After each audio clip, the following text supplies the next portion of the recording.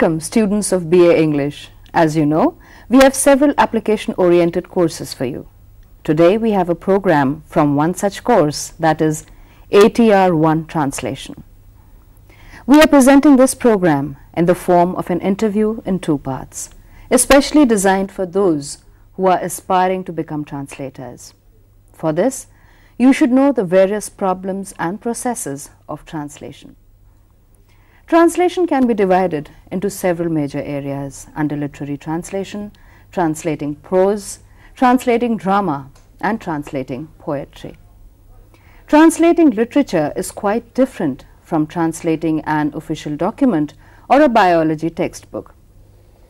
Before we go on to translating poetry, let me ask you a basic question first.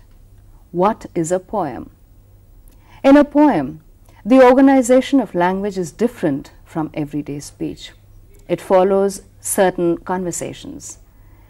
The poets work through imagination to create a world that goes beyond the perception of the senses. Poetry goes beyond reality, unlike prose. It goes into the domain of imaginary. The musical quality makes the poem attractive. Why does one translate poetry? It is simply because it enables one to have access to the literature of a culture which one is ignorant of.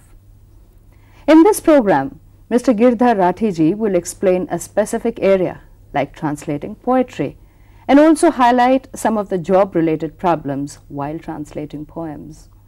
Rathiji is the editor of the Hindi journal Samkalin Bharatiya Sahitya in the Sahitya Academy.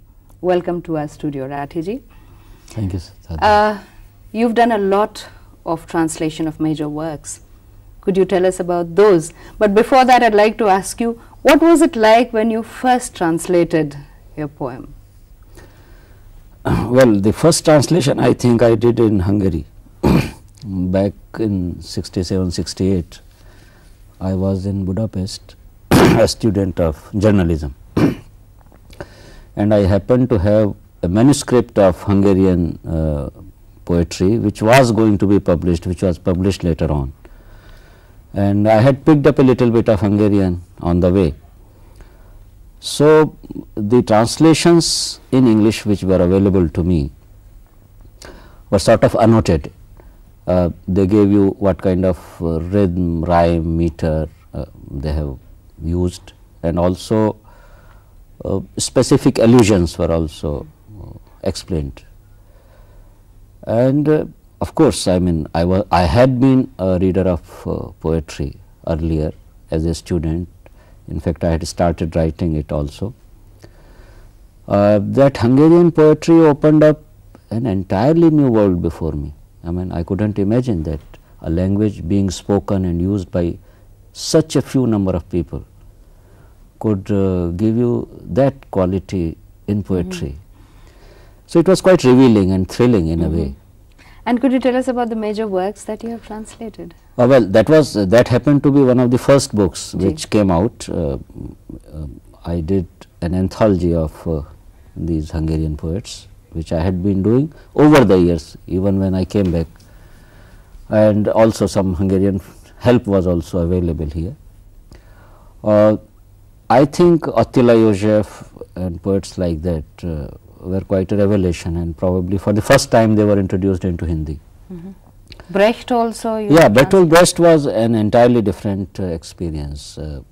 At first I translated some of his poems from his English translations. Yes, I was coming to that. Did you come across any linguistic problems while? Of course, there are lots of linguistic problems, because every language has its own very, very peculiar structure and demands. Hungarian was entirely different. You could sometimes we could compare it with, say, Bhojpuri or Bengali. Really? It is so sweet, the sound quality itself, and it's so musical. And even when they are prosaic, they are musical. So, how do you bring that quality there? And when you did from German? And German was, well, about German we have a different kind of concept, but when a real German reads out his German, I mean, it's absolutely musical, almost as musical as French. And Bertolt Brecht was a very different case, because he was a master of language, and he in turn he almost created a new language in poetry. He could have written in the conventional everyday use Language. way also, but even which could be said directly, he says in such a, sometimes in even in a convoluted way. He does away wherever he thinks fit with rhyme, rhythm, meter, the normal grammatical expectations, and of course, in his themes he can be fantastic. We know Bertolt Brecht basically as a political playwright, no? And most of the time it is his songs in the plays which have come out.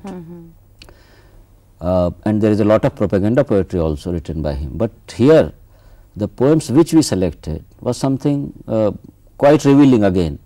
And there, though it does not form part of translation, but while translating him, one sees that poetry can take you not only away from the so called reality, but also away from your sworn ideologies. And who are the other poets that you have? Oh, so many. In fact, one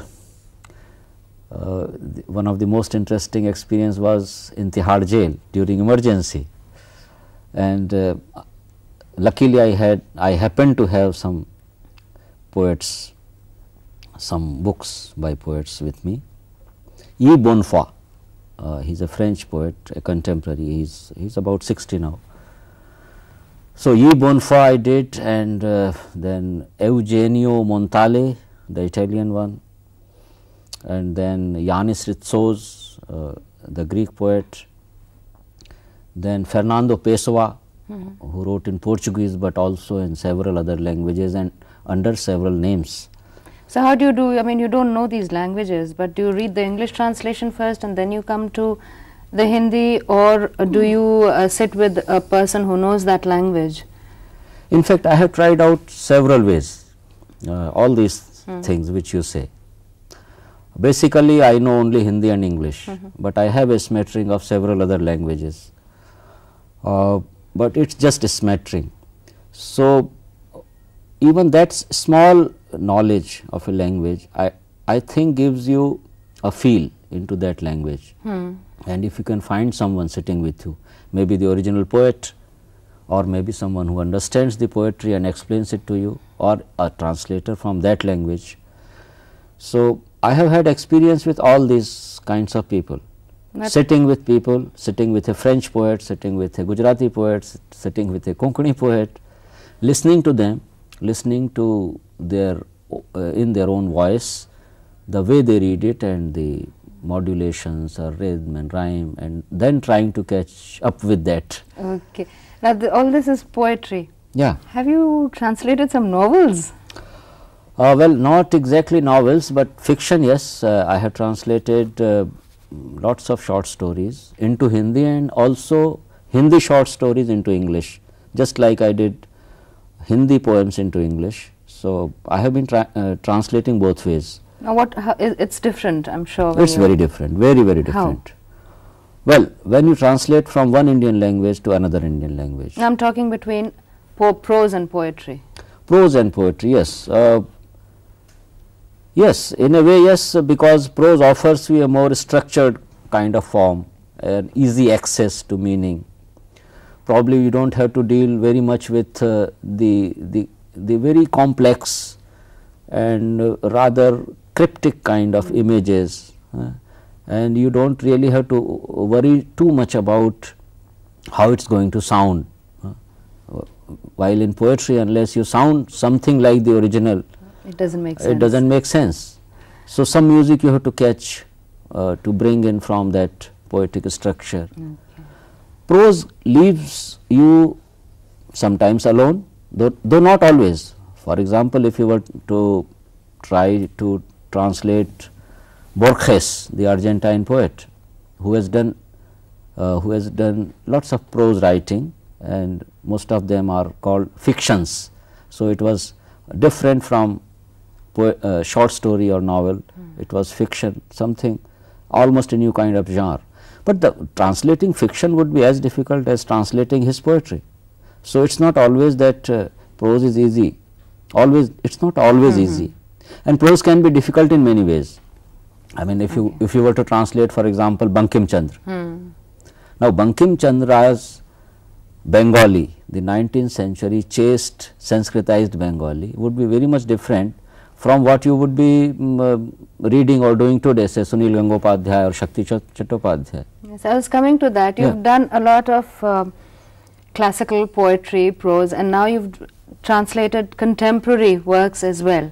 In fact, you recently held a workshop, translation workshop at the Sahitya Academy, and then you translated this book Survival. So what was it like translating contemporary works? Well, that was a rather exhilarating experience, I must say. It's some years ago, almost 10 years, and I wasn't with Sahitya Academy at that time. So we had 10 Hindi poets belonging to 3-4 different generations, right from Kumar Narayan and Raghuveer Sahai to Mangalesh Dabral.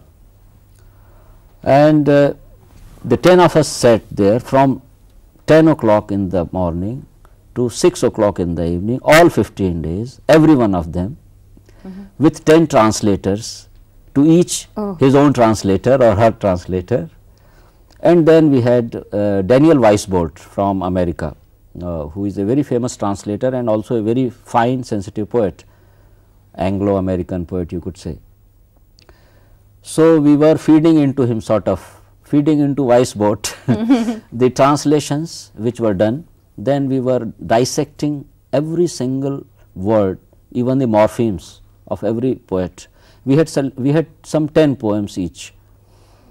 So we gave them from afternoon to evening, and then again from morning to afternoon. So you had the sleepover time, overnight you could sleep over your translations. And then it was revealing in the sense also that the poets themselves came to know shades of meaning which they had never imagined, because there were other poets and translators telling them that, look, no, you must have written this poem at this particular moment, in this mood, at such and such kind of a place. But did it happen that it gave a new meaning to what they themselves had written? Because maybe they had not imagined that and somebody else gave that interpretation. I think good poetry always has this potential in it, no? So when you read it, you have your own meaning read into it, and when I read it, at different times, I get different sorts of sense. So it certainly enriched them, and it helped us in the translation also, because then we could probably fix the images more accurately because someone had detected the original moment, the first moment. You talked of good poetry. Now, what is good poetry translation? That's a difficult question. In fact, the question should begin, what is good poetry?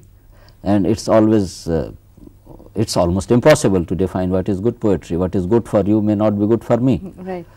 So, giving that sort of freedom, I mean, and arts and literature, I think, demand this basic freedom, that I should be allowed to have my own poison.